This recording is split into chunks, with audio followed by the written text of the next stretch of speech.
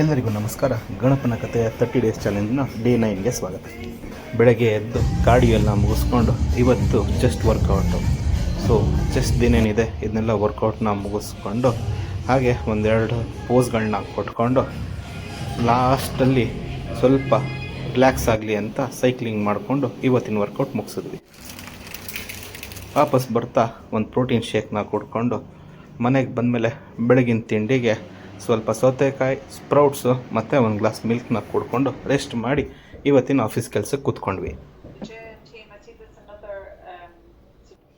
ಮಧ್ಯಾಹ್ನ ಊಟಕ್ಕೆ ಸ್ವಲ್ಪ ಶಾವಿಗೆ, ಅದರ ಮೇಲೆ ಸಕ್ಕರೆ, ಚಟ್ನಿ ಪುಡಿ ಮಸ್ಟು. ಅದಾದಮೇಲೆ ಒಂದು ಮಸ್ತಾಗಿ ಐಸ್ ಟೀನ ಕುಡ್ಕೊಂಡು ಸಂಜೆ ಕಾಲ್ಸ್ ಏನಿದೆಯೋ ಅದನ್ನ ಅಟೆಂಡ್ ಮಾಡಿದ್ವಿ.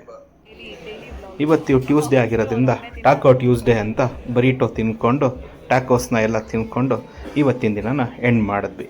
ಮತ್ತೆ ನಾಳೆ ಸಿಗುವ. Bye bye.